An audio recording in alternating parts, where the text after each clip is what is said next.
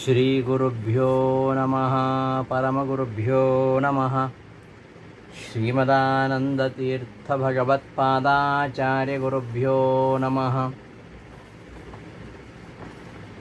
ಸದಾಗಮೈಕವಿಜ್ಞೇಯಂ ಸಮತೀತಕ್ಷರಾಕ್ಷರಂ ನಾರಾಯಣಂ ಸದಾ ವಂದೇ ನಿರ್ದೋಷಾಶೇಷಸದ್ಗುಣಂ.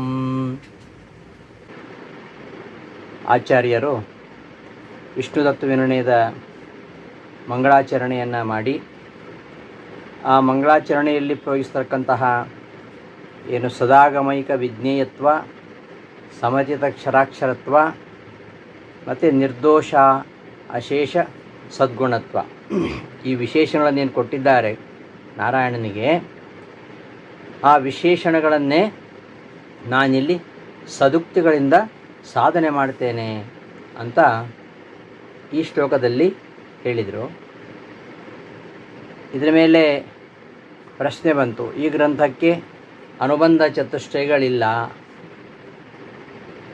ಇದಕ್ಕೆ ವಿಷಯ ಇಲ್ಲ, ಪ್ರಯೋಜನ ಇಲ್ಲ, ಅಧಿಕಾರ ಇಲ್ಲ, ಆ ಎಲ್ಲ ವಿಚಾರಗಳನ್ನು ಟೀಕಾಚಾರ್ಯರು ಆಕ್ಷೇಪಿಸಿಕೊಂಡು ಇಲ್ಲಿ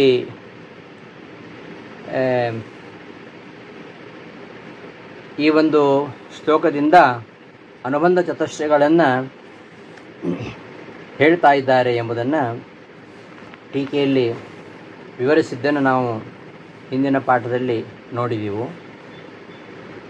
ಅನುಬಂಧ ಚತುಷ್ಟಯ ಇದೆ, ಈ ಗ್ರಂಥ ಓದಲಿಕ್ಕೆ ಅಧಿಕಾರಿ ಇದ್ದಾನೆ, ಪ್ರಯೋಜನ ಇದೆ, ಹಾಗೂ ವಿಷಯ ಇದೆ. ಈ ಎಲ್ಲ ವಿಚಾರಗಳನ್ನು ಹೇಳಿಕೊಟ್ಟಿದ್ದಾರೆ. ಈ ಗ್ರಂಥದಲ್ಲಿ ಹೇಳತಕ್ಕಂತಹ ವಿಷಯಗಳು ಅಸಂಭಾವಿತ ಅಲ್ಲ. ಇಲ್ಲಿ ಹೇಳ್ತಕ್ಕಂತಹ ವಿಷಯ ಒಂದು ನಿರ್ದೋಷತ್ವ, ಅಶೇಷ ಸದ್ಗುಣತ್ವ ಮತ್ತು ವೇದಾದಿ ವೇದ್ಯತ್ವ. ಇವೆಲ್ಲ ಅಸಂಭಾವಿತ ಅಲ್ಲ. ಈಗ ಲಕ್ಷಣತ್ವೇನ ಇಲ್ಲಿ ನಿರ್ದೋಷತ್ವವನ್ನು, ಅಶೇಷ ಸದ್ಗುಣತ್ವವನ್ನು ಹೇಳಿದ್ದಾರೆ. ಇವು ಅಸಂಭವ ಅಲ್ಲ. ಲಕ್ಷಣತ್ವೇನ ನಿರ್ದೋಷತ್ವಂ ಅಶೇಷ ಸದ್ಗುಣತ್ವಂ ಯಥಾ ಕಾಮಧೇನು ಪ್ರಭೃತೀನಾಂ ಲೋಕವಿಲಕ್ಷಣತ್ವಾತ್ ಪ್ರಾಸಾದೋದ್ಗಿರಣಾದಿಕಂ ನ ಅಸಂಭವಿ ತಥಾ ಭಗವತಃ ಅಪ್ರೀತಿದರ್ಶನಾರ್ಥಂ ಸರ್ವತಃ ಅತ್ಯಂತ ವಿಲಕ್ಷಣತ್ವಂ ತತ್ರ ಪ್ರಮಾಣಾಕಾಂಕ್ಷಾಯಾಂ ವೇದಾದಿವೇದ್ಯತ್ವಂ ತಸ್ಯ ವಿರೋಧ ಪರಿಹಾರಾಯ ದುರಾಗಮಾದ್ಯ ಅವೇದ್ಯತ್ವಂ ಇತಿ ಯಾನಿ ಇಹ ಆದ್ಯಪದ್ಯೆ ನಾರಾಯಣಸ್ಯ ವಿಶೇಷಣಾನಿ ಕಥಿತಾನಿ ತಾನ್ಯೇವ ಇಹ ಗ್ರಂಥೆ ಸಾಧಯಿಷ್ಯಾಮಿ ತತ್ ಪ್ರಸಕ್ತಂಚ ಅನ್ಯತ್ ನತು ಸ್ವರೂಪ ಮಾತ್ರಂ. ಈ ವಿಶೇಷಣಾನಿ ಯಾನಿ ಇಹ ಕಥಿತಾನಿ ಸದುಕ್ತಿಭಿಃ, ಈ ಒಂದು ಶ್ಲೋಕವನ್ನು ವ್ಯಾಖ್ಯಾನ ಮಾಡ್ತಾ ಇದ್ದಾರೆ. ಯಾಕೆ ಹೀಗೆ ಹೇಳ್ತಾ ಇದ್ದಾರೆ ಅಂತಂದರೆ, ಈ ಕಾಮಧೇನು ಮೊದಲಾದವುಗಳು ನಾವು ಕೇಳಿದ ಕೂಡಲೇ ಏನು ಬೇಕಾದರೂ ಕೊಡ್ತವೆ. ಅವು ಕಾಮಧೇನು ಬೇರೆ ಹಸುಗಳು ಹಾಗೆ ಮಾಡೋದಿಲ್ಲಲ್ಲ. ಬೇರೆ ಹಸುಗಳು ಕೊಟ್ಟರೆ ಹಾಲು ಕೊಡ್ತದೆ, ಅಷ್ಟರಿಂದ ಬೇರೆ ಏನು ಕೊಡೋದಿಲ್ಲ.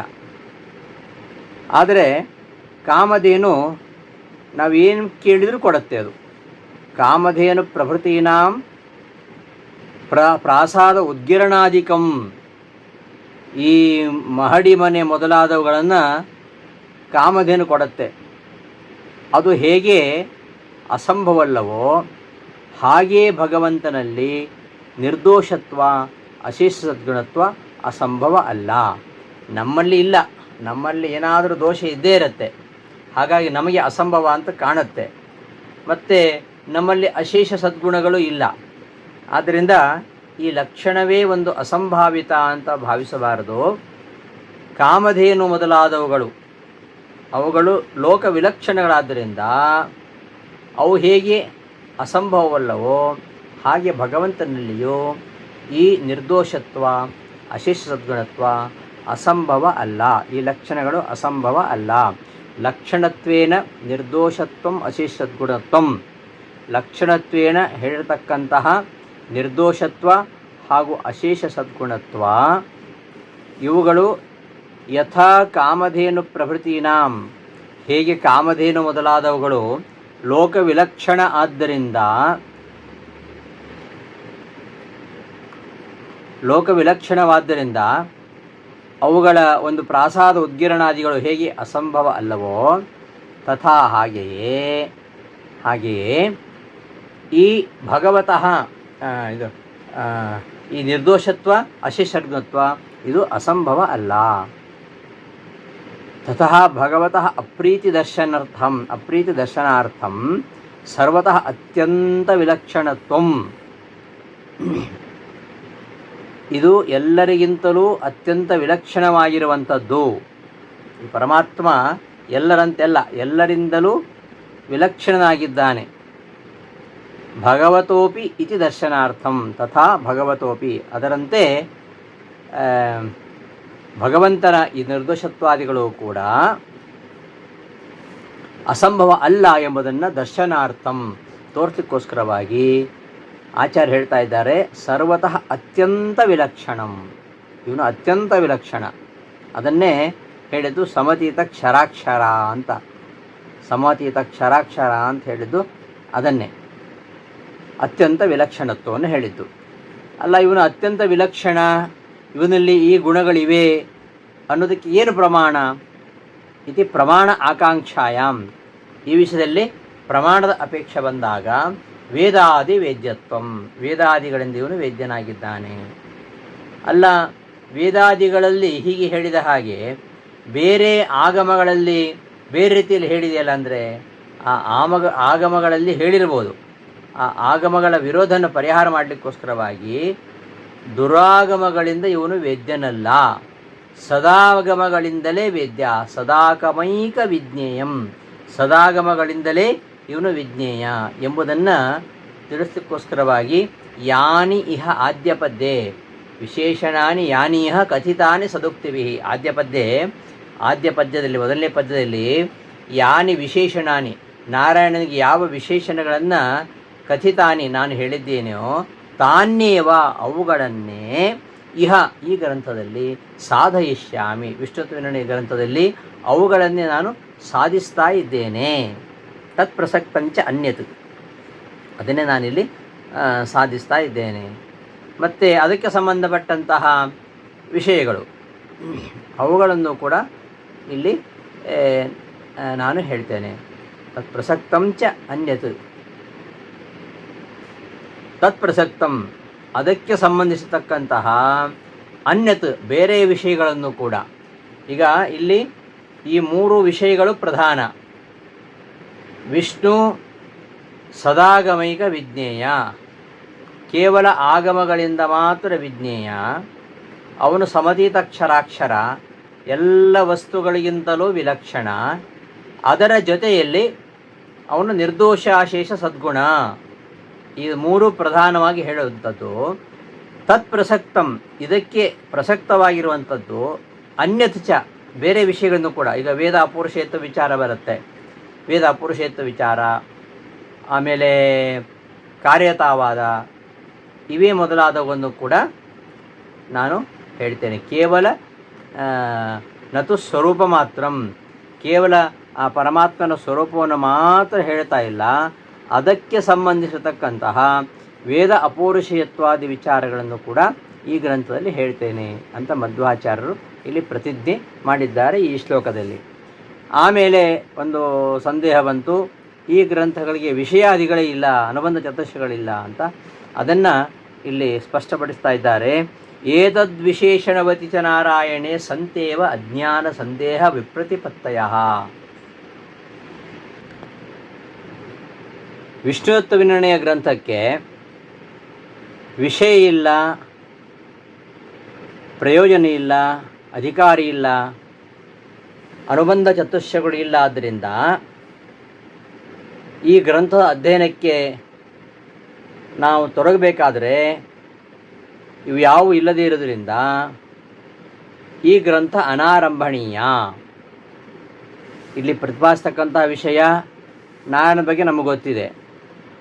ಅದು ಪ್ರತೀತ ಘಟ ಸ್ವರೂಪ ಪ್ರತಿಪಾದಕ ವಾಕ್ಯವತಿ. ಮಡಿಕೆಯನ್ನು ತೋರಿಸಿದ್ದು ಮಡಿಕೆ ಅಂತ ಹೇಳಿದರೆ ಆ ವಾಕ್ಯವನ್ನು ಯಾರು ಸ್ವೀಕಾರ ಮಾಡ್ತಾರೆ? ಗೊತ್ತಿರುವಂಥದ್ದೇ ಅದು. ಹಾಗೆ ಗೊತ್ತಿರುವಂತಹ ವಿಷಯವನ್ನೇ ಹೇಳ್ತಾ ಇದ್ದರೆ ಅದು ವಿಷಯ ಆಗೋದಿಲ್ಲ. ಇನ್ನೂ ಪ್ರಯೋಜನ ಇಲ್ಲ, ಅಧಿಕಾರಿ ಇಲ್ಲ. ಎಲ್ಲ ವಿಚಾರಗಳನ್ನು ಇಲ್ಲಿ ಟೀಕೆಯಲ್ಲಿ ಪ್ರಶ್ನೆ ಮಾಡಿಕೊಂಡು ಟೀಕಾಚಾರ್ಯರು ಅದಕ್ಕೆ ಉತ್ತರ ಕೊಡ್ತಾ ಇದ್ದಾರೆ. ಏತದ್ವಿಶೇಷಣವತಿ ಚ ನಾರಾಯಣೆ ಸಂತೇವ ಅಜ್ಞಾನ ಸಂದೇಹ ವಿಪ್ರತಿಪತ್ತಯಃ ಇತ್ಯನೇನ ವಿಷಯೋ ದರ್ಶಿತಃ. ಈ ವಿಷ್ಣುತ್ವ ವಿನಯ ಗ್ರಂಥಕ್ಕೆ ವಿಷಯ ಇದ್ದೇರಿ. ಏನು ವಿಷಯ ಅಂದರೆ ನಾರಾಯಣನೇ ವಿಷಯ. ಅಲ್ಲ, ನಾರಾಯಣನ ಬಗ್ಗೆ ನಮ್ಗೆ ಗೊತ್ತಿದೆಯಲ್ಲ, ಯಾರಿಗೆ ಗೊತ್ತಿಲ್ಲ ಅವನ ಬಗ್ಗೆ? ಅದನ್ನು ಈ ಗ್ರಂಥ ಏನು ಹೇಳೋದು ಅಂತಂದರೆ, ನಿಮಗೆ ನಾರಾಯಣನ ಬಗ್ಗೆ ಗೊತ್ತಿದೆ, ಆದರೆ ಅವನ ವಿಷಯದಲ್ಲಿ ಅಜ್ಞಾನ ಇದೆ, ಕೆಲವರಿಗೆ ಸಂದೇಹ ಇದೆ, ಕೆಲವರಿಗೆ ವಿಪ್ರತಿಪತ್ತಿ ಇದೆ. ಹಾಗಾಗಿ ಆ ನಾರಾಯಣನನ್ನು ಸರಿಯಾಗಿ ತಿಳ್ಕೊಳ್ಬೇಕು ಅಂತಾದರೆ ಇದನ್ನು ಓದಬೇಕಾಗತ್ತೆ. ಏತದ್ ವಿಶೇಷಣವತಿ ನಾರಾಯಣೆ, ಇಂತಹ ವಿಶೇಷಣಗಳಿಂದ ಕೂಡಿದ. ಎಂತಹ ವಿಶೇಷಣಗಳು?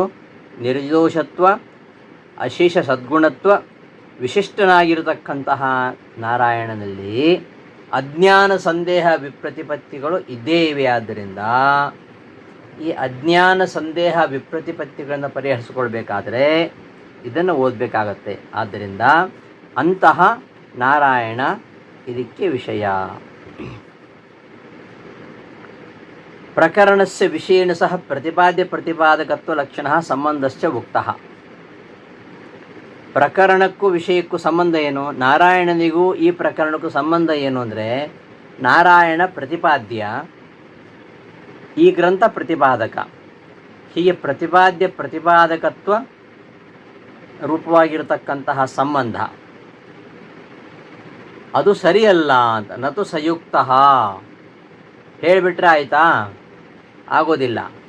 ಸಾಧಕ ಪ್ರಮಾಣಾಭಾವಾತ್, ಈ ಸಂದೇಹ ಅಜ್ಞಾನ ಸಂದೇಹ ವಿಪ್ರತಿಪತ್ತಿ ಇದೆ.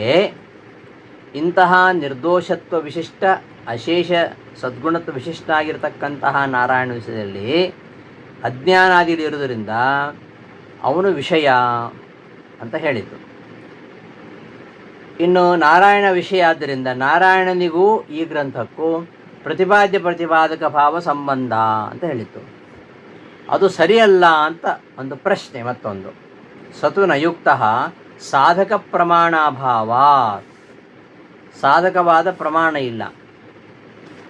ಈ ಗ್ರಂಥದಿಂದ ನಾರಾಯಣನನ್ನು, ಇಂತಹ ಲಕ್ಷಣ ವಿಶಿಷ್ಟನಾಗಿರ್ತಕ್ಕಂತಹ ನಾರಾಯಣನನ್ನು ಪ್ರತಿಪಾದನೆ ಮಾಡಲಿಕ್ಕೆ ಸಾಧನ ಯಾವುದು? ಸಾಧಕವಾಗಿರ್ತಕ್ಕಂತಹ ಪ್ರಮಾಣ. ಸಾಧಕವಾಗಿರ್ತಕ್ಕಂತಹ ಪ್ರಮಾಣ ಇಲ್ಲದೇ ಇರುವುದರಿಂದ ನಾವು ಅನುಮಾನಾದಿಗಳಿಂದ ಸಾಧಿಸ್ತೇವೆ ಅಂತ ಹೇಳಿಕ್ಕೆ ಬರಲ್ಲ. ಯಾಕೆ? ಸದಾಗಮೈಕ ವಿಜ್ಞೇಯಂ ಅಂತ ಹೇಳಿತು. ಇಂತಹ ನಾರಾಯಣ, ನಮ್ಮ ಗ್ರಂಥದಲ್ಲಿ ಪ್ರತಿಪಾದ್ಯನಾಗಿರತಕ್ಕಂತಹ ನಾರಾಯಣ ಅನುಮಾನಾದಿಗಳಿಂದ, ಪ್ರತ್ಯಕ್ಷ ಅನುಮಾನಾದಿಗಳಿಂದ ಅವನು ಸಿದ್ಧನಾಗುವುದಿಲ್ಲ.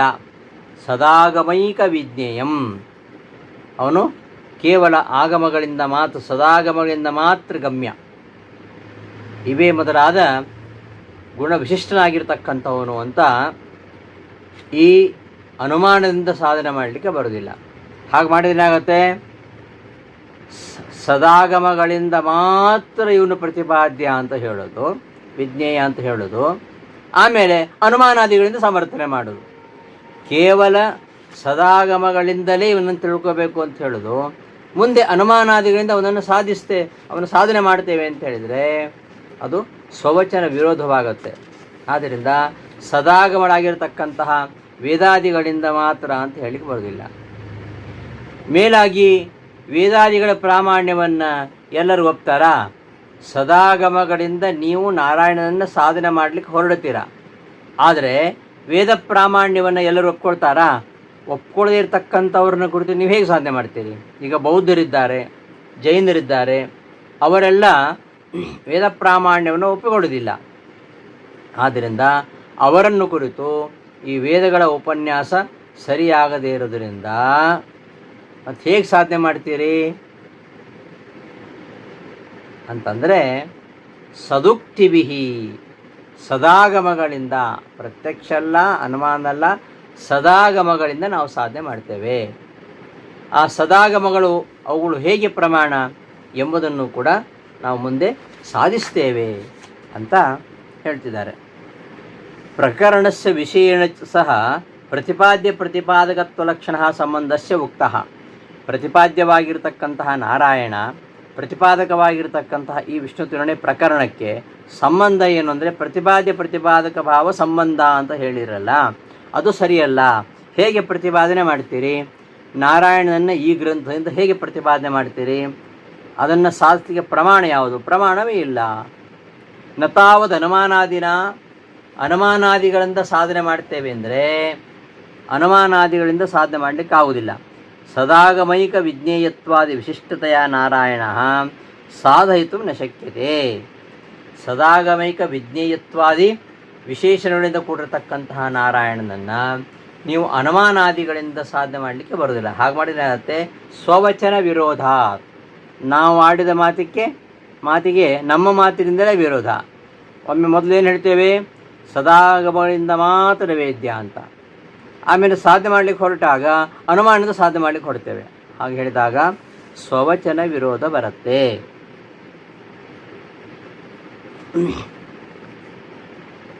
ಅಷ್ಟು ಮಾತ್ರ ಅಲ್ಲ, ನಾಪಿ ವೇದಾದಿಭಿ ಸದಾಗಮೈ, ವೇದಾದಿ ಸದಾಗಮಗಳಿಂದಲೂ ನಾರಾಯಣನನ್ನು ಪ್ರತಿಪಾದನೆ ಮಾಡಲಿಕ್ಕೆ ಬರುವುದಿಲ್ಲ. ಯಾಕೆಂದರೆ ತತ್ಪ್ರಾಮಾಣ್ಯಂ ಅನಭ್ಯುಪಗಚ್ಚತಃ, ಆ ವೇದದ ಪ್ರಾಮಾಣ್ಯವನ್ನು ಒಪ್ಪಿಕೊಳ್ಳದೇ ಇರತಕ್ಕಂತಹ ಸೌಗತ ಅರ್ಹತಾದಿಗಳು. ಸೌಗತ ಅಂದರೆ ಬೌದ್ಧರು, ಅರ್ಹತ ಅಂದರೆ ಜೈನರು. ಇವರನ್ನು ಕುರಿತು ತದುಪನ್ಯಾಸ ಅಯೋಗ. ವೇದ ಪ್ರಾಮಾಣ್ಯವನ್ನು ಒಪ್ಪದೇ ಇರೋರ ಮುಂದೆ ನೀವು ವೇದದ ಮೂಲಕವಾಗಿ ಹೇಗೆ ನಾರಾಯಣನನ್ನು ಈ ಲಕ್ಷಣಗಳಿಂದ ವಿಶಿಷ್ಟನಾಗಿದ್ದಾನೆ ಅಂತ ಸಮರ್ಥನೆ ಮಾಡ್ತೀರಿ ಅಂತಂದರೆ ಇತ್ಯತಃ ಅದಕ್ಕೆ ಆಚಾರ್ಯ ಹೇಳಿದರು, ಸದುಕ್ತಿಭಿಹಿ ಸಾಧಯಿಷ್ಯಾಮಿ ತಾನ್ಯೇವ. ಇಲ್ಲಿ ಹೇಳ್ತಕ್ಕಂತಹ 3 ವಿಶೇಷಗಳಿವೆಯಲ್ಲ, ಅವುಗಳನ್ನು ಸದುಕ್ತಿಗಳಿಂದ ಅಂದರೆ ಸದಾಗಮಗಳಿಂದಲೇ ತತ್ಪ್ರಾಮಾಣ್ಯವನ್ನು ಸಾಧನೆ ಮಾಡ್ತೀನಿ ಅಂತ ಅದರ ಅಭಿಪ್ರಾಯ. ಅಥವಾ ಸದುಕ್ತಿಭಿ ಅಂದರೆ ಅನುಮಾನಾದಿಗಳಿಂದಲೂ ಅಂತ ಹೇಳಲಿಕ್ಕೂ ಆಗತ್ತೆ. ಹೇಗೆ ಅಂದರೆ ಸದುಕ್ತಿ, ಸತ್ ಅಂದರೆ ಸತ್ಯವಾಗಿರುವಂಥದ್ದು. ಸತ್ಯವಾಗಿರತಕ್ಕಂತಹ ವೇದಾದಿಗಳು ಯಾವ ಅನುಮಾನಾದಿಗಳಿಗೆ ಅನುಗ್ರಾಹಕವಾಗಿದ್ದಾವೋ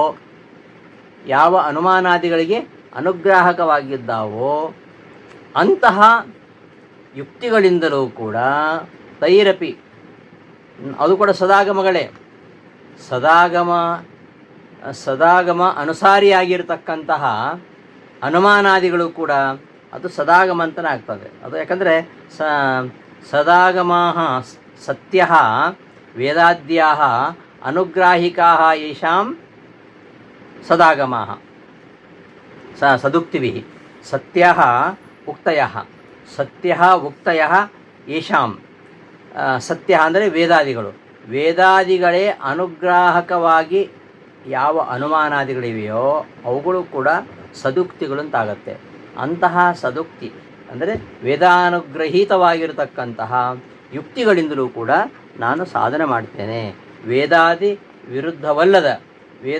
ವಿರುದ್ಧವಾಗಿರತಕ್ಕಂತಹ ಅನುಮಾನದಿಂದ ಅಲ್ಲ, ವೇದಾದಿಗಳಿಗೆ ವಿರುದ್ಧವಲ್ಲದ ಅನುಮಾನಾದಿಗಳಿಂದ ನಾನು ಸಾಧನೆ ಮಾಡ್ತೇನೆ ಅಂತ ಅದರ ಆ ಮಾತಿನ ಅಭಿಪ್ರಾಯ. ಸದುಕ್ತಿವಿ ಎಂಬ ಮಾತಿನ ಅಭಿಪ್ರಾಯ ಸದಾಗಮಗಳಿಂದ ಸಾಧಿಸುತ್ತೇನೆ ಅಂತ ಒಂದರ್ಥ.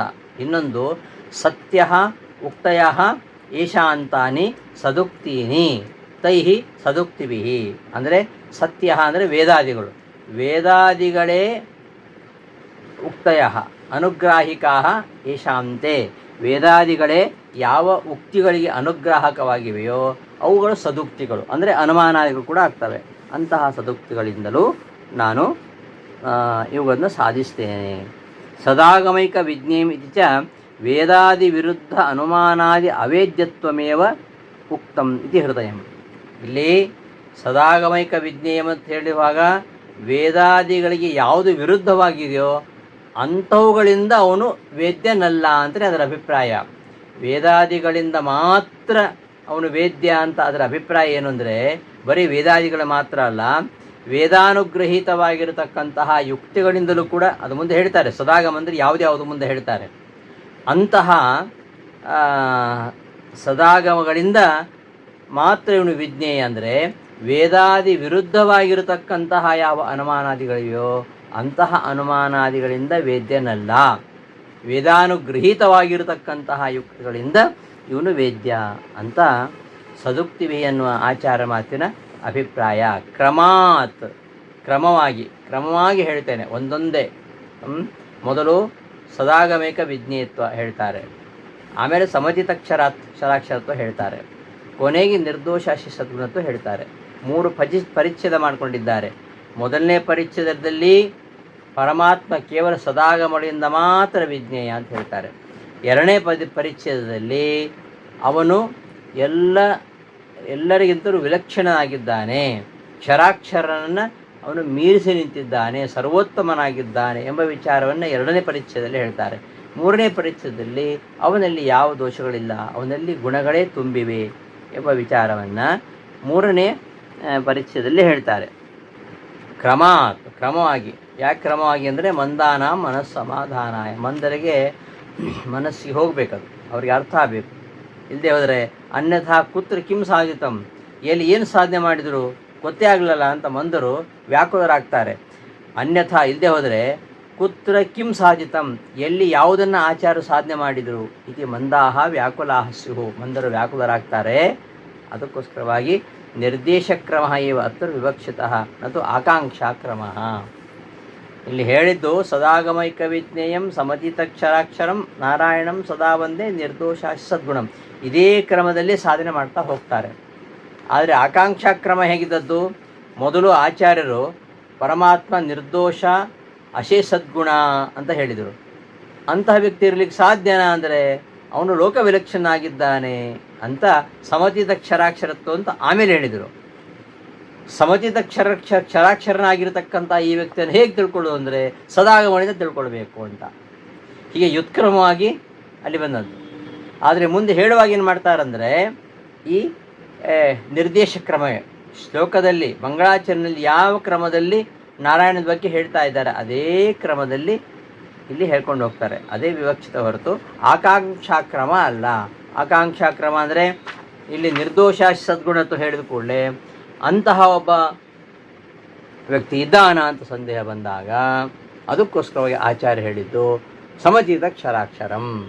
ಸಮಜಿತ ಕ್ಷರಾಕ್ಷರನಾಗಿರ್ತಕ್ಕಂಥ ಒಬ್ಬ ವ್ಯಕ್ತ ಇದ್ದಾನ ಹೇಗೆ ತಿಳ್ಕೊಳ್ಬೇಕು ಅಂದಾಗ ಸದಾಗಮೈಕ ವಿಜ್ಞೇಯ. ಮತ್ತು ಹಿಂಗೆ ಆಕಾಂಕ್ಷಾಕ್ರಮ ಹೋಗುವಾಗ ನಾವು ತಿರುಗಿ ಬರ್ತೇವೆ ರಿವರ್ಸ್ ಆಗಿ. ಆದರೆ ಶ್ಲೋಕದಲ್ಲಿ ಯಾವ ಥರ ಇದೆಯೋ ಅದೇ ರೀತಿಯಲ್ಲಿ ಅವರು ನಿರ್ದೇಶ ಕ್ರಮವನ್ನೇ ಇಲ್ಲಿ ಅವರು ಅದೇ ರೀತಿಯಲ್ಲಿ ಪ್ರತಿಪಾದನೆ ಮಾಡ್ತಾರೆ ಹೊರತು ಆಕಾಂಕ್ಷಾಕ್ರಮ ಅಲ್ಲ. ಆಕಾಂಕ್ಷಾಕ್ರಮದಲ್ಲಿ ಹೇಳ್ತಾ ಇಲ್ಲ. ಸದಾಗಮೈಕ ವಿಜ್ಞೇಯಂ ಮೊದಲು ವಿಶೇಷಣ ಇದೆ, ಆಮೇಲೆ ಸಮಜಿತಕ್ಷರಾಕ್ಷರಂ ಇದೆ, ಆಮೇಲೆ ನಿರ್ದೋಷ ಸದ್ಗುಣಂ ಅಂತಿದೆ. ಹೀಗೆ ಹೇಗೆ ಮಂಗಳ ಶ್ಲೋಕದಲ್ಲಿ ನಿರ್ದೇಶಿಸಿದೆಯೋ ಅದೇ ರೀತಿಯಲ್ಲಿ ಮುಂದೆ ಸಮರ್ಥನೆ ಮಾಡ್ತಾ ಹೋಗಿದ್ದಾರೆ. ಆಕಾಂಕ್ಷಾಕ್ರಮದಲ್ಲಿ ಸಮರ್ಥನೆ ಮಾಡೋದಿದ್ರೆ ಏನು ಮಾಡಬೇಕಿತ್ತು, ನಾರಾಯಣನ ನಮಿಸ್ತೇನೆ ಅಂದ ಕೂಡಲೇ ನಾರಾಯಣ ಯಾರು ಅಂತ ಆಕಾಂಕ್ಷೆ ಬಂತು. ಅವ ನಿರ್ದೋಷ ಸದ್ಗುಣ ಆಗಿದ್ದಾನೆ, ಆ ವಿಶೇಷವನ್ನು ಹೇಳಬೇಕು. ಇದು ಅಸಂಭಾವಿತ ಅನ್ನೋ ಶಂಕೆ ಬಂತು, ಆಗ ಅವನು ಸಮಜಿತಕ್ಷರಾಕ್ಷರನ ಆಗಿದ್ದಾನೆ, ಅದು ವಿಶೇಷಣವನ್ನು ಅಲ್ಲಿ ಹೇಳಬೇಕು. ಇನ್ನು ಅಂತಹ ವ್ಯಕ್ತಿಯನ್ನು ನಾವು ಯಾವ ಪ್ರಮಾಣ ತಿಳ್ಕೊಳ್ಬೇಕು ಅಂದಾಗ ಸದಾಗಮೈಕ ವಿಜ್ಞೇಯಂ ಈ ರೀತಿಯಲ್ಲಿ ಸಮರ್ಥನೆ ಮಾಡಬೇಕಿತ್ತು ಮುಂದೆ ಈ ಕ್ರಮದಲ್ಲಿ. ಆದರೆ ಮಂದರಿಗೆ ಇದು ಅಜ್ಞರಿಗೂ ಗಲಿಬಿಲಿಗೊಂಡ್ಬಿಡ್ತಾರೆ. ಹಾಗೆ ಹೇಳ್ತಾ ಹೋದರೆ ಅದಕ್ಕೆ ಮಂದರಿಗೆ ಗಲಿಬಿಲಿ ಆಗಬಾರ್ದು. ಆ ದೃಷ್ಟಿಯಿಂದ ಇಲ್ಲಿ ಆ ಕ್ರಮವನ್ನೇ ಮಂಗಳ ಪದದಲ್ಲಿ ಯಾವ ನಿರ್ದೇಶ ಕ್ರಮದಲ್ಲಿದೆಯೋ ಅದೇ ನಿರ್ದೇಶ ಕ್ರಮದಲ್ಲಿ ಮುಂದೆ ಒಂದೊಂದನ್ನೇ ಸಾಧನೆ ಮಾಡ್ತಾ ಹೋಗ್ತಾರೆ. ಸರಿ, ವಿಷಯ ಉಂಟು ಅಂತಾಯಿತು. ಇನ್ನು ಗ್ರಂಥದ ಪ್ರಯೋಜನ ಏನು ಅಂದರೆ ಅಲ್ಲಿ ಸಂವಿದೆ ಅಂತ ಹೇಳಿದರು. ಸದುಕ್ತಿಭಿ ಸಾಧಯಿಷ್ಯಾಮಿ ತಾನ್ಯೇವ ಸತಾಂ ಸಾಧಯಿಷ್ಯಾಮಿ ತಾನ್ಯೇವ ಕ್ರಮಾ ಸಜ್ಜನ ಸಂವಿದೆ. ಸಜ್ಜನ ಸಂವಿದೆ ಪ್ರಯೋಜನ ಹೇಳ್ತಾ ಇರೋದು. ಏನು ಪ್ರಯೋಜನ ಅಂದರೆ ಅದನ್ನ ಹೇಳ್ತಾ ಇದ್ದಾರೆ, ಸಜ್ಜನ ಸಂವಿದೆ, ಸಜ್ಜನರ ಜ್ಞಾನಕ್ಕೋಸ್ಕರವಾಗಿ ಹೇಳ್ತಾ ಇರೋದು. ಮತ್ತು ಇದನ್ನು ಅಧ್ಯಯನ ಮಾಡೋದರಿಂದ ಅವರಿಗೆ ಸುಖ ಪ್ರಾಪ್ತಿಯಾಗಬೇಕು. ಈ ಅಧ್ಯಯನ ಮಾಡೋದರಿಂದ ಸುಖ ಪ್ರಾಪ್ತಿ ಆಗ್ತದಾ? ಸುಖ ಪ್ರಾಪ್ತಿಯಾದಿಗಳನ್ನು ಬಯಸದೇ ಕೇವಲ ಅವನ ಜ್ಞಾನವನ್ನು ಬಯಸೋರಿದ್ದಾರಾ? ಸಜ್ಜನ ಸಂವಿದೆ, ಸಜ್ಜನರಿಗೆ ತಿಳುವಳಿಕೆ ಬರಲಿಕ್ಕೋಸ್ಕರವಾಗಿ ನಾನು ಸಾಧಿಸ್ತೇನೆ ಅಂತ. ಜ್ಞಾನ ಬಂದರೆ ಏನಾಯಿತು? ಅದರಿಂದ ಏನು ಪ್ರಯೋಜನ ಇದೆ? ಪರಮಾತ್ಮನ ಬಗ್ಗೆ ತಿಳ್ಕೊಂಡ್ರೆ ಏನು ಪ್ರಯೋಜನ ಇದೆ? ಏನು ಪ್ರಯೋಜನ ಇಲ್ಲ. ನಮಗೆ ಬೇಕಾಗಿರುವಂಥದ್ದು ಸುಖ. ಜೀವನದಲ್ಲಿ ಸುಖವಾಗಿರಬೇಕಾದ್ರೆ ಪರಮಾತ್ಮನ ಜ್ಞಾನದಿಂದ ನಮಗೆ ಸುಖ ಸಿಗ್ತದಾ ಅಂದರೆ, ಕೆಲವರು ಪರಮಾತ್ಮನ ಸುಖಾದಿಗಳನ್ನು ಬಯಸದೆ ಅತ್ಯಂತ ಪ್ರೀತಿಪಾತ್ರನಾಗಿರ್ತಕ್ಕಂತಹ ನಾರಾಯಣನ ಜ್ಞಾನವನ್ನು ಮಾತ್ರ ಬಯಸ್ತಾರೆ. ಅಂತಹ ವ್ಯಕ್ತಿಗಳನ್ನು ಉದ್ದೇಶಿಸಿ ಇದು ಸಾಧನ ಆಗ್ತಾ ಇರೋದು. ಅವರಿಗೆ ಇದು ಸಾಧನ. ಆದ್ದರಿಂದ ಇಲ್ಲಿ ಪರಮಾತ್ಮನ ಜ್ಞಾನವನ್ನು ತಿಳಿಸುವುದೇ ಇದರ ಪ್ರಯೋಜನ. ಅಲ್ಲ, ಅಂಥ ಜನ ಇದ್ದಾರಾ ಅಂದರೆ ಅಂಥ ಜನ ಅದಕ್ಕೆ ಸಜ್ಜನ ಸಂವಿದೆ ಅಂತ ಹೇಳ್ತಿರೋದು. ಸಜ್ಜನರು ಅಂತಹ ಜಿಜ್ಞಾಸುಗಳು ಇದ್ದಾರೆ. ಕೇವಲ ಅತಿಪ್ರಿಯನಾಗಿರ್ತಕ್ಕಂತಹ ನಾರಾಯಣನ ಜ್ಞಾನವನ್ನು ಮಾತ್ರ ಬಯಸಿ ಸುಖ ಪ್ರಾಪ್ತಿಯಾದಿಗಳನ್ನು ಬಯಸಿರ್ತಕ್ಕಂತಹ ಕೆಲವು ಮಂದಿ ಅಂಥವರಿದ್ದಾರೆ. ಅಂತಹ ವ್ಯಕ್ತಿಗಳನ್ನು ಉದ್ದೇಶಿಸಿ ಇದು ಸಾಧನವಾಗುತ್ತೆ. ಎಲ್ಲರನ್ನೂ ಅಧಿಕಾರಿಗಳನ್ನಾಗಿ ಹೊಂದಿರುವ ಶಾಸ್ತ್ರ ಅನ್ನೋದು ಪ್ರಪಂಚದಲ್ಲೇ ಇಲ್ಲ. ಯಾವುದೇ ಒಂದು ಶಾಸ್ತ್ರ ಅದು ಎಲ್ಲ ಅಧಿಕಾರಿಗಳನ್ನು ಹೊಂದಿರಲಿಕ್ಕೆ ಸಾಧ್ಯ ಇಲ್ಲ. ಒಂದೊಂದು ಶಾಸ್ತ್ರಕ್ಕೆ ಕೆಲವರು ಅಧಿಕಾರಿಗಳು. ಎಲ್ಲ ಶಾಸ್ತ್ರವನ್ನು ಎಲ್ಲರೂ ಅಧ್ಯಯನ ಮಾಡೋದಿಲ್ಲ. ಹಾಗಾಗಿ ನಮ್ಮಲ್ಲಿ ಇಷ್ಟೊಂದು ದರ್ಶನಗಳು ಬಂದಿರುವಂಥದ್ದು.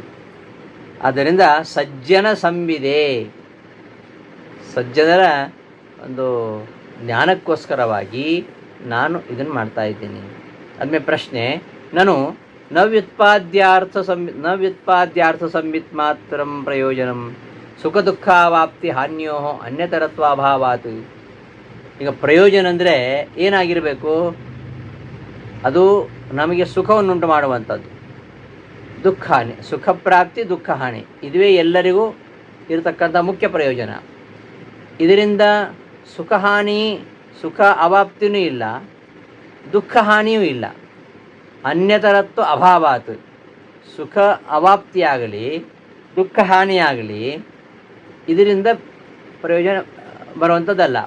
ನಾನು ವ್ಯುತ್ಪಾದ್ಯಾರ್ಥ ಸಂವಿತ್, ಇಲ್ಲಿ ಉತ್ಪಾದನೆ ಮಾಡತಕ್ಕಂತಹ ಇಲ್ಲಿ ನಿರೂಪಣೆ ಮಾಡತಕ್ಕಂತಹ ವಸ್ತುವಿನ ಜ್ಞಾನ ಇದೆಯಲ್ಲ, ಸಂವಿತ್ ಜ್ಞಾನ ಮಾತ್ರ ಅದು ಪ್ರಯೋಜನ ಆಗೋದಿಲ್ಲ.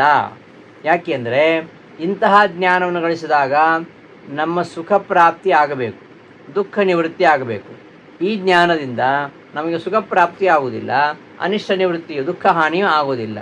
ಹೀಗಿರುವಾಗ ಇದು ವ್ಯರ್ಥ. ಕಾಕದಂತ ಪರೀಕ್ಷಾ ಗ್ರಂಥ ಸಾಧಾರಣ್ಯಾಚ್ಯ, ಇದು ಕೂಡ ಹಾಗೆ ಆಯಿತು. ಕಾಕದಂತ ಪರೀಕ್ಷಾ ಗ್ರಂಥ ಹಾಗೆ ಆಯಿತು. ಕಾಗೆಗೆ ಎಷ್ಟು ಹಲ್ಲುಗಳಿವೆ ಅಂತ ಪರೀಕ್ಷೆ ಮಾಡತಕ್ಕಂಥ ಒಂದು ಶಾಸ್ತ್ರ. ಅದಕ್ಕೇನು ಪ್ರಯೋಜನ ಇದೆ? ಕಾಗೆಗೆ ಹಲ್ಲು ಎಷ್ಟಿವೆ ಅಂತ ತಿಳ್ಕೊಳ್ಳುವುದರಿಂದ, ಆ ತಿಳುವಳಿಕೆಯಿಂದ ಕಾಕದಂತ ವಿಷಯಕ ಜ್ಞಾನೇನ, ಕಾಕದಂತ ವಿಷಯಕ ಜ್ಞಾನದಿಂದ ನಮಗೇನು ಪ್ರಯೋಜನ ಇದೆ? ಏನು ಪ್ರಯೋಜನ ಇಲ್ಲ. ಹಾಗೆ ನಾರಾಯಣ ಜ್ಞಾನ ನಮಗೇನು ಪ್ರಯೋಜನ ಇದೆ? ಅದರಿಂದ ಸುಖ ಪ್ರಾಪ್ತಿ, ದುಃಖ ಹಾನಿ ಆಗ್ತದಾ? ಇಲ್ಲ. ಮನುಷ್ಯನಿಗೆ ಪ್ರಯೋಜನ ಅಂದರೆ ಸುಖ ದೊರೀಬೇಕು, ದುಃಖ ನಿವಾರಣೆ ಆಗಬೇಕು. ಅದು ಎರಡೂ ಇಲ್ಲ ಅಂತಾದರೆ ಅದು ಪ್ರಯೋಜನವೇ ಅಲ್ಲ. ಅದು ಹಾಗಿರುವಾಗ ಇದಕ್ಕೆ ಪ್ರಯೋಜನವೇ ಇಲ್ಲ ಅಂತಂತ ಹಾಗೆ ಅದಕ್ಕೋಸ್ಕರ ಹೇಳಿದ್ದು ಸಜ್ಜನ ಸಂವಿದೆ. ಸಂತಿ ತಥಾವಿಧಾ ಪುರುಷಾ, ಅಂತಹ ಪುರುಷರು ಇದ್ದಾರೆ. ಎಂತಹ ಪುರುಷರು? ಅಂತಹ ಪುರುಷರು ಎಂಥ ಪುರುಷರು ಅಂದರೆ ಯೇಷಾಂ ಯಾರಿಗೆ ಸುಖಾವಾಪ್ತ್ಯ ಅಧಿಕಮಪಿ ಸುಖವನ್ನು ಹೊಂದುವುದಕ್ಕಿಂತಲೂ ಬೇರೆಯಾಗಿರ್ತಕ್ಕಂತಹ ಯಾವುದೂ ಇಲ್ಲ ಅವರಿಗೆ. ಸುಖ ಅಲ್ಲ ಸುಖಾವಾಪ್ತ್ಯಾಧಿಕಮಿ ಪ್ರಾರ್ಥ್ಯಂ, ಸುಖಾವಾಪ್ತಿ ದುಃಖ ಹಾನಿಯನ್ನು ಕೂಡ ಅವರು ಪ್ರಾರ್ಥನೆ ಮಾಡೋದಿಲ್ಲ. ಅವರಿಗೆ ಸುಖ ಬೇಡ, ದುಃಖ ನಿವೃತ್ತಿಯೂ ಬೇಡ, ಅದನ್ನು ಬಯಸದೇ ಇರತಕ್ಕಂಥ ಅವರು ಕೇವಲ ಕಿಂತು ಪರಮೇಷ್ಟಸ್ಯ ನಾರಾಯಣಸ್ಯ ಸಂವಿದೇವ, ಅತ್ಯಂತ ಪ್ರೀತಿಪಾತ್ರನಾಗಿರತಕ್ಕಂತಹ ನಾರಾಯಣನ ಜ್ಞಾನವನ್ನೇ ಬಯಸ್ತಾರೆ. ತಾನ್ ಪ್ರತಿ ಇದಂ ಸಾಧನ ಉಪದ್ಯತೆ, ಅಂಥವ್ರನ್ನ ಕುರಿತು ನಾನು ಈ ಸಾಧನೆ ಮಾಡಲಿಕ್ಕೆ ಹೊರಟಿದ್ದು. ನಹಿ ಸರ್ವಾಧಿಕಾರಿಕಂ ಕಿಮಪಿ ಶಾಸ್ತ್ರಮಸ್ತಿ, ಯಾವತ್ತು ಸರ್ವಾಧಿಕಾರಿಕವಾಗಿರತಕ್ಕಂತಹ ಎಲ್ಲರೂ ಒಪ್ಪುವಂತಹ ಶಾಸ್ತ್ರ ಪ್ರಪಂಚದಲ್ಲಿ ಯಾವುದೂ ಇಲ್ಲ. ಒಂದೊಂದು ಶಾಸ್ತ್ರ ಒಬ್ಬೊಬ್ಬರಿಗೆ ಪ್ರಿಯವಾಗುತ್ತೆ. ಎಲ್ಲರೂ ಒಪ್ಪುವಂತಹ ಶಾಸ್ತ್ರ ಪ್ರಪಂಚದಲ್ಲಿ ನಹಿ ಸರ್ವಾಧಿಕಾರಿಕಂ, ಎಲ್ಲರೂ ಅಧಿಕಾರಿಗಳಾಗುವ ಒಂದು ಶಾಸ್ತ್ರ ಎಂಬುದು ಪ್ರಪಂಚದಲ್ಲಿ ಇಲ್ಲ. ಅಥವಾ ಸಂವಿಚ್ಛಬ್ದೇನ ತತ್ ಸಾಧ್ಯ ಮೋಕ್ಷ ಉಪಲಕ್ಷ್ಯತೆ, ಸಜ್ಜನ ಸಂವಿದೆ, ಸಜ್ಜನರ ಮೋಕ್ಷಕ್ಕೋಸ್ಕರವಾಗಿ ನಾನು ಇಲ್ಲಿ ಇದನ್ನು ಪ್ರತಿಪಾದನೆ ಮಾಡ್ತಾ ಇದ್ದೇನೆ. ಸಂವಿತ್ ಶಬ್ದಕ್ಕೆ ಸಂವಿತ್ ಸಾಧ್ಯವಾಗಿರತಕ್ಕಂತಹ, ಸಜ್ಜನರ ಜ್ಞಾನಕ್ಕೋಸ್ಕರವಾಗಿ ನಾನು ಬರಿತಾ ಇದ್ದೇನೆ ಅಂತ. ಇಲ್ಲ, ಆ ಸಂವಿತ್ ಶಬ್ದದಿಂದ ಜ್ಞಾನ ಸಾಧ್ಯವಾಗಿರತಕ್ಕಂತಹ ಮೋಕ್ಷ ಉಪಲಕ್ಷ್ಯತೆ, ಮೋಕ್ಷ ಯಾರಿಗೆ ಬೇಡ, ಈ ಸಂಸಾರ ಬಿಡೋರು ಯಾರೇ ಬೇಡ, ಅದು ಎಲ್ಲರಿಗೂ ಬೇಕು. ಜ್ಞಾನ ಸಾಧ್ಯವಾಗಿರತಕ್ಕಂತಹ ಮೋಕ್ಷ, ಅದನ್ನು ಇಲ್ಲಿ ಸಂವಿತ್ ಶಬ್ದದಿಂದ ನಾವು ಇಟ್ಕೊಳ್ತೀವಿ. ಈ ಮೋಕ್ಷ ಕರ್ಮದಿಂದ ಪ್ರಾಪ್ತವಾಗುವುದಿಲ್ಲ. ಮೋಕ್ಷಸ್ಯ ಕರ್ಮಸಾಧ್ಯತ್ವ ನಿರಾಕರ್ತು ಪ್ರಕರಣಸ್ಯ ಪ್ರಯೋಜನ ಸಂಬಂಧ ಉಪಾದಯಿತು ಚ ಲಾಕ್ಷಣಿಕ ಪ್ರಯೋಗ. ಅಲ್ಲ, ಸಜ್ಜನರ ಜ್ಞಾನಕ್ಕೋಸ್ಕರವಾಗಿ ಅಂತ ಹೇಳಿ, ಜ್ಞಾನ ಅಂದರೆ ಜ್ಞಾನ ಅಲ್ಲ, ಜ್ಞಾನ ಸಾಧ್ಯವಾದ ಮೋಕ್ಷ ಅಂತ ಈ ಲಕ್ಷಣ ಅರ್ಥ ಯಾಕೆ ಇಟ್ಕೊಳ್ಬೇಕು? ಸಜ್ಜನ ಸಂವಿದೆ ಅಂತ ಹೇಳೋದಕ್ಕಿಂತ ಸಜ್ಜನ ಮುಕ್ತಯೇ ಅಂತ ಹೇಳ್ಬೋಯ್ತು. ಕ್ರಮ ಸಜ್ಜನ ಮುಕ್ತಯೇ, ಸಜ್ಜನ ಸಂವಿದೆ ಯಾಕೆ? ಸಜ್ಜನರ ಜ್ಞಾನಕ್ಕೋಸ್ಕರವಾಗಿ ಅಲ್ಲ. ಜ್ಞಾನ ಅಂತ ಹೇಳಿಕೊಳ್ಳಿ ಎಲ್ಲರೂ ಜ್ಞಾನ ಬಯಸುವುದಿಲ್ಲ, ಸುಖ ಬರಬೇಕು, ದುಃಖ ನಿವೃತ್ತಿ ಆಗಬೇಕು ಅಂತ ಬಯಸ್ತಾರೆ. ಅಂಥವರಿಗೆ ಇದು ಪ್ರಯೋಜನಕ್ಕೆ ಬರುವುದಿಲ್ಲ ಅನ್ನೋದಕ್ಕೆ ಒಂದು ಉತ್ತರ ಕೊಟ್ಟಾಯಿತು. ಇದರ ಅಧಿಕಾರಿಗಳು ಅಂಥವರಲ್ಲ. ಈ ಸುಖ ಪ್ರಾಪ್ತಿ ಅನಿಷ್ಟ ಹಾನಿಗಿಂತ ಹೊರತಾದ ಕೇವಲ ಭಗವಂತನ ಜ್ಞಾನವನ್ನೇ ಗಳಿಸಬೇಕು ಅಂತ ಯಾರಿದ್ದಾರೆ ಅವರಿಗೆ ಇದು ಪ್ರಯೋಜನ.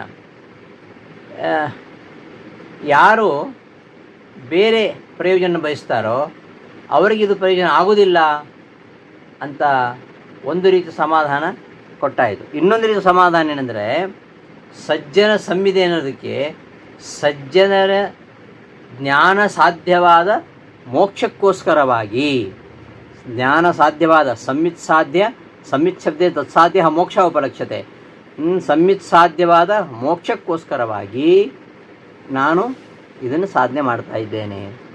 ಮೋಕ್ಷಸ್ಯ ಕರ್ಮಸಾಧ್ಯತ್ವ ನಿರಾಕರ್ತು ಪ್ರಕರಣಸ್ಯ ಪ್ರಯೋಜನ ಸಂಬಂಧ ಉಪಾದಯಿತು ಅಂತ ಲಾಕ್ಷಣಿಕ ಪ್ರಯೋಗ. ಮೋಕ್ಷ ಅನ್ನೋದು ಕರ್ಮ ಸಾಧ್ಯ ಅಲ್ಲ, ಮೋಕ್ಷ ಎಂಬುದು ಜ್ಞಾನದಿಂದಲೇ ಸಾಧ್ಯ ಅಂತ ತಿಳಿಸ್ಬೇಕಾಗಿದೆ. ಅದಕ್ಕೋಸ್ಕರವಾಗಿ ಇಲ್ಲಿ ನೇರವಾಗಿ ಹೇಳದೆ ಲಾಕ್ಷಣಿಕ ಪ್ರಯೋಗವನ್ನು ಮಾಡಿತು. ಹೇಗೆ ಹೇಳ್ಬೋದಿತ್ತು?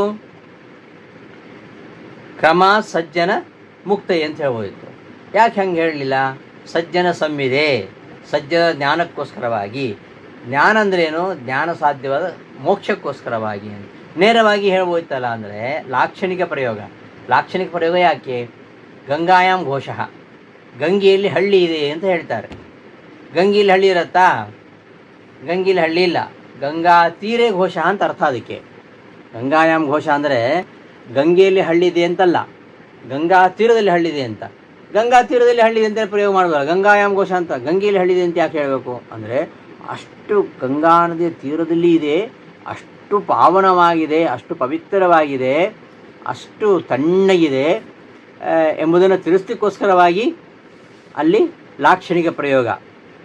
ಹೇಗೋ ಹಾಗೆಯೇ ಇಲ್ಲಿ ಸತಾಂ ಕ್ರಮ ಸಜ್ಜನ ಮುಕ್ತ ಅಂತ ಹೇಳಿಬಿಟ್ಟಿದ್ರೆ, ಮುಕ್ತಿಗೋಸ್ಕರ ಯಾಕೆ ಇದನ್ನು ಓದಬೇಕು? ಮುಕ್ತಿ ನಮಗೆ ಕರ್ಮದಿಂದ ಸಿದ್ಧ ಆಗುವುದಿಲ್ಲ ಅಂದರೆ ಇಲ್ಲ, ಕರ್ಮದಿಂದ ಮೋಕ್ಷ ಸಾಧ್ಯ ಅಲ್ಲ. ಮೋಕ್ಷಸ್ಯ ಕರ್ಮ ಸಾಧ್ಯತ್ವ ನಿರಾಕರ್ತು, ಮೋಕ್ಷ ಎಂಬುದು ಕರ್ಮದಿಂದ ಸಾಧ್ಯ ಅಲ್ಲ. ಸಾಧ್ಯ ಅಂದರೆ ಕರ್ಮದಿಂದ ಮೋಕ್ಷವನ್ನು ಗಳಿಸ್ಲಿಕ್ಕೆ ಸಾಧ್ಯ ಇಲ್ಲ, ಜ್ಞಾನದಿಂದಲೇ ಗಳಿಸ್ಲಿಕ್ಕೆ ಸಾಧ್ಯ. ಅದನ್ನು ಸೂಚಿಸಲಿಕ್ಕೋಸ್ಕರವಾಗಿ ಇಲ್ಲಿ ನೇರವಾಗಿ ಮುಕ್ತಯೇ ಅಂತ ಹೇಳದೆ ಸಜ್ಜನ ಸಂವಿದೆ ಅಂತ ಹೇಳ್ಬಿಟ್ಟು ಜ್ಞಾನ ಗಳಿಸಬೇಕು, ಜ್ಞಾನದಿಂದಲೇ ಮೋಕ್ಷವನ್ನು ಹೊಂದಲಿಕ್ಕೆ ಆಗುವಂಥದ್ದು ಅಂತ ಆ ಮೋಕ್ಷಕ್ಕೆ ಕರ್ಮ ಸಾಧ್ಯತ್ವವನ್ನು, ಕರ್ಮದಿಂದ ಮೋಕ್ಷ ದೊರೆಯುವಂಥದ್ದಲ್ಲ, ಜ್ಞಾನದಿಂದಲೇ ಅಂತ ತಿಳಿಸ್ಲಿಕ್ಕೋಸ್ಕರವಾಗಿ ಇಲ್ಲಿ ಲಾಕ್ಷಣಿಕ ಪ್ರಯೋಗವನ್ನು ಆಚಾರ್ಯರು ಮಾಡಿದ್ದಾರೆ. ಸಜ್ಜನ ಸಂವಿದೆ ಅಂತ. ಇಲ್ಲಿ ಹೋದರೆ ಸಜ್ಜನ ಮುಕ್ತೆ ಅಂತ ಹೇಳ್ತಿದ್ರು. ಹಾಗಾದರೆ ಏವಂ ತರ್ಹಿ ನಿರಧಿಕಾರಿತ್ವಂ, ಹಾಗಾದರೆ ಇದಕ್ಕೆ ಅಧಿಕಾರಿಗಳಿಲ್ಲ ಅಂತ ಆಯ್ತಲ್ಲ. ಜ್ಞಾನವನ್ನು ಗಳಿಸ್ಲಿಕ್ಕಲ್ಲ, ಜ್ಞಾನ ಸಾಧ್ಯ ಮೋಕ್ಷಕ್ಕೋಸ್ಕರವಾಗಿ ನಾನು ಇಲ್ಲಿ ಸಾಧನೆ ಮಾಡ್ತೇನೆ ಅಂತ ಹೇಳಿದರೆ, ಹಾಗಾದರೆ ಅಂತಹ ಮೋಕ್ಷೇಚ್ಛುಗಳೇ ಇಲ್ಲ, ಅಂತಹ ಅಧಿಕಾರಿಗಳೇ ಇಲ್ಲ ಅಲ್ವಾ. ನಿರಧಿಕಾರಿತ್ವಂ ಇತ್ಯದ ಉಕ್ತಂ ಸಜ್ಜನೇತಿ. ಅಂಥವರು ಎಲ್ಲರೂ ಆ ಥರ ಬಯಸಿದರು. ಯಾರು ಸಜ್ಜನರಿದ್ದಾರೋ ಅವರು ಜ್ಞಾನ ಸಾಧ್ಯವಾಗಿರ್ತಕ್ಕಂತಹ ಮೋಕ್ಷವನ್ನೇ ಬಯಸ್ತಾರೆ. ಅಂಥವರಿಗೋಸ್ಕರ ನಾನು ರಚನೆ ಮಾಡ್ತಾ ಇದ್ದೇನೆ. ಅದರಿಂದ ಅವರೇ ನನ್ನ ಈ ಕೃತಿಗೆ ಅಧಿಕಾರಿಗಳು. ಅವರು ಏಕಲು ಯಾರು ಸಾತ್ವಿಕ ಪ್ರಕೃತಯ, ಸಾತ್ವಿಕ ಸ್ವಭಾವವುಳ್ಳವರು, ಸಾತ್ವಿಕ ಸ್ವಭಾವವುಳ್ಳವರು, ಅಧೀತ ಸಾಂಗಾಮ್ನಾಯ ಅಂಗಸಹಿತವಾದ ವೇದಗಳನ್ನು ಅಭ್ಯಾಸ ಮಾಡಿದವರು, ಶಮದಮಾದಿ ಸಂಪನ್ನ. ಇಲ್ಲಿ ಸಜ್ಜನ ಅಂದರೆ ಯಾರು ಅಂತ ಹೇಳ್ತಾ ಇರೋದು. ಸಜ್ಜನ ಸಂವಿದೆ. ಸಜ್ಜನ ಅಂದರೆ ಯಾರು? ಎಲ್ಲರೂ ಮುಕ್ತಿ ಬಯಸಲ್ಲ. ಮುಕ್ತಿ ಬಯಸೋರು ಯಾರು ಅಂದರೆ ಅವ್ರ ಬಗ್ಗೆ ಹೇಳ್ತಾ ಇರೋದು ಸಜ್ಜನರು. ಯಾವ ಸಜ್ಜನರು? ಎಂಥವ್ರವರು? ಅವರ ಲಕ್ಷಣ ಏನು ಅಂತಂದರೆ, ಏಕಲು ಯಾರು ಸಾತ್ವಿಕ ಪ್ರಕೃತಯ, ಅವರು ಸಾತ್ವಿಕವಾಗಿರತಕ್ಕಂತಹ ಪ್ರಕೃತಿ ಸ್ವಭಾವದವರಾಗಿದ್ದಾರೋ, ಮತ್ತು ಅಧೀತ ಸಾಂಗಾಮ್ನಾಯ ಈ ವೇದಗಳನ್ನು ಅಂಗಸಹಿತವಾಗಿರ್ತಕ್ಕಂತಹ ವೇದಗಳನ್ನು ಯಾರು ಅಧ್ಯಯನ ಮಾಡಿದ್ದಾರೋ, ಹಾಗೆಯೇ ಶಮದಮಾದಿ ಸಂಪನ್ನಾ, ಶಮದಮಾದಿ ಗುಣಗಳಿಂದ ಯುಕ್ತರಾಗಿದ್ದಾರೋ, ನಿತ್ಯಾನಿತ್ಯ ವಸ್ತು ವಿವೇಕವಂತಹ, ಸಂಸಾರದಲ್ಲಿ ಯಾವುದು ನಿತ್ಯ ಯಾವುದು ಅನಿತ್ಯ ಇದನ್ನು ಚೆನ್ನಾಗಿ ತಿಳ್ಕೊಂಡಿದ್ದಾರೋ, ಅಖಿಲ ಸಾಂಸಾರಿಕ ಭೋಗೇಭ್ಯ ವಿರಕ್ತಾ, ಈ ಸಾಂಸಾರಿಕವಾಗಿರ್ತಕ್ಕಂತಹ ಎಲ್ಲ ಭೋಗಗಳಿಂದ ಯಾರು ವಿರಕ್ತರಾಗಿದ್ದಾರೋ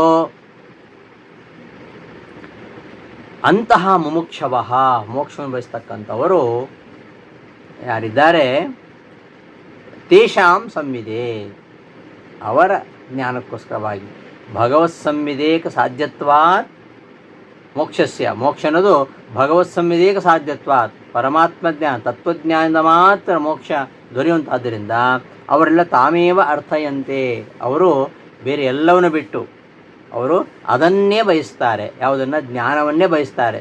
ಆ ಭಗವಂತವಿಷಯಕ ಜ್ಞಾನವೇ ಮೋಕ್ಷಕ್ಕೆ ಸಾಧನ. ಆದ್ದರಿಂದ ಅವರೆಲ್ಲ ಅದನ್ನೇ ಬಯಸ್ತಾರೆ. ತಸ್ಮಾತ್, ಆದ್ದರಿಂದ ವಿಷಯ ಪ್ರಯೋಜನ ಸಂಬಂಧ ಅಧಿಕಾರಿ ಸಂಪನ್ನತ್ವ, ವಿಷಯ ಪ್ರಯೋಜನ ಸಂಬಂಧ ಅಧಿಕಾರಿ ಎಲ್ಲವೂ ಇರುವುದರಿಂದ ಆರಂಭಣೀಯಂ ಪ್ರಕರಣಂ ಇತಿ ಸ್ಥಿತಂ, ಈ ಪ್ರಕರಣ ಆರಂಭಣೀಯ, ವಿಷ್ಣುತ್ವ ವಿನಯ ಇದು ಆರಂಭಣೀಯ ಅಂತ ಈ ಪ್ರಕರಣಕ್ಕೆ ಒಂದು ಆರಂಭಣೀಯತ್ವವನ್ನು ಸಮರ್ಥನೆ ಮಾಡಿ, ಇಂತಹ ವಿಷ್ಣುವನ್ನು ಇಲ್ಲಿ ಸಾಧನೆ ಮಾಡಲಿಕ್ಕೆ ಪ್ರಮಾಣಗಳು ಯಾವುವು? ಸದಾಗಮ ಅಂತ ಹೇಳಿದರು. ಆ ಸದಾಗಮಗಳು ಯಾವ್ಯಾವು? ಅವುಗಳನ್ನು ಮುಂದಿನ ಶ್ಲೋಕದಲ್ಲಿ ಹೇಳ್ತಾರೆ. ಸದಾಗಮೈಕ ವಿಜ್ಞೇಯಂ ಅಂತ ಹೇಳ್ತಕ್ಕಂತಹ ಶ್ಲೋಕದಲ್ಲಿ ಸದಾಗಮ ಅಂತ ಇದೆ. ಸದಾಗಮಗಳು ಯಾವ್ಯಾವು? ಅವುಗಳನ್ನು ಮುಂದಿನ ಪಾಠದಲ್ಲಿ ನೋಡೋಣ ಅಂತ ಹೇಳ್ತಾ ಈ ಒಂದು ಪಾಠವನ್ನು ಸಮಾಪ್ತಿಗೊಳಿಸ್ತೇನೆ. ಶ್ರೀಕೃಷ್ಣಾರ್ಪಣಮಸ್ತು. ಧನ್ಯವಾದಗಳು.